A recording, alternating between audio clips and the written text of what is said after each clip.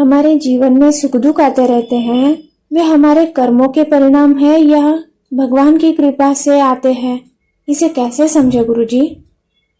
हमारा जीवन सिर्फ इस जन्म का ही नहीं है। हमारा जीवन पिछले जन्मों से भी लगा हुआ है।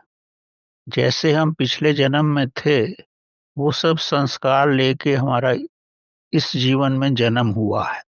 जैसा हमने पहले अपने को छोड़ा था, उसी अवस्था में अब हम आए हैं।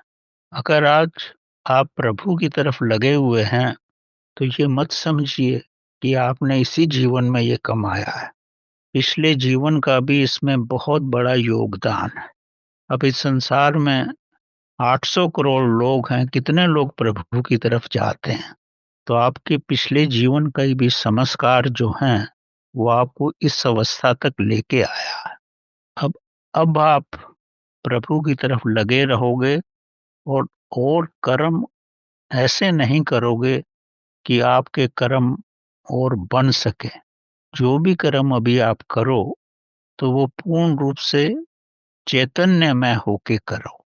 अगर चैतन्य में होके करोगे, तो वो कर्म का असर नहीं होगा, वो कर्म अकर्म बन जाएगा और धीरे धीरे आप इस पद्धति पे ऊपर उठते जाओगे। और जैसे ही इस पद्धति पे ऊपर आओगे, तो प्रभु अवसर मिलने को आपको अपनी तरफ एकदम ही खींच लेगा और आपको समाधि अवस्था में लेके आ जाएगा।